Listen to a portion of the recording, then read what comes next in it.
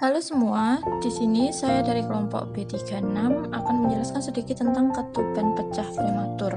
Untuk definisinya, ketuban pecah prematur adalah pecahnya ketuban sebelum terdapat tanda-tanda persalinan mulai dari ditunggu 1 jam, belum terjadi impartum. Sebagian ketuban pecah dini terjadi pada kehamilan aterem lebih dari 37 minggu, sedangkan kurang dari 36 minggu tidak terlalu banyak. Nah, untuk penyebabnya, dari ketuban pecah dini ini masih belum jelas. Menjelang usia kehamilan cukup bulan, terjadi kelemahan pada selaput janin yang memicu robekan. Selain itu, hal-hal yang bersifat patologis seperti perdarahan dan infeksi juga dapat menyebabkan terjadinya ketuban pecah prematur.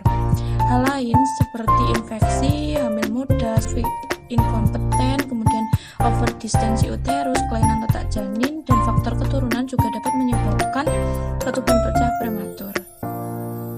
Untuk faktor resikonya, yang pertama ada usia. Usia untuk reproduksi optimal bagi seorang ibu adalah antara umur 20-35 tahun. Di bawah atau di atas usia tersebut dapat meningkatkan risiko kehamilan persalinan. Kemudian adanya paritas. Wanita yang melahirkan beberapa kali dan pernah mengalami ketuban pecah prematur pada kehamilan sebelumnya serta jarak kelahiran yang dekat diyakini dapat beresiko untuk mengalami ketuban pecah prematur. Kemudian adanya anemia, kemudian perilaku merokok, riwayat ketuban pecah prematur, dan tekanan intrauterin. Untuk tanda dan gejala, yang pertama keluarnya air ketuban melalui vagina berwarna putih keruh, jernih, kuning, hijau atau kecoklatan dan berbau khas. Kemudian dapat disertai demam bila sudah ada infeksi.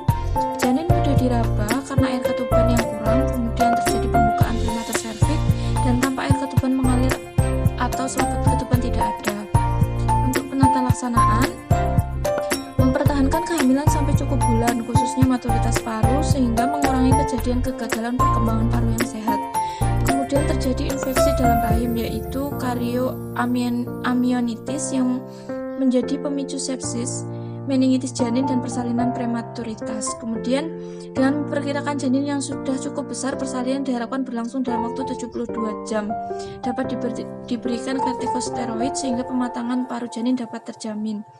Kemudian untuk menghadapi KPD diperlukan penjelasan terhadap ibu dan keluarga.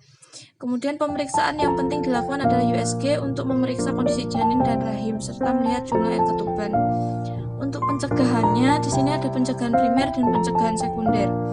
Pencegahan primer untuk mengurangi terjadinya pecah ketuban dini, dianjurkan bagi ibu hamil untuk mengurangi aktivitas pada akhir trimester kedua dan awal trimester ketiga, serta melakukan kegiatan yang tidak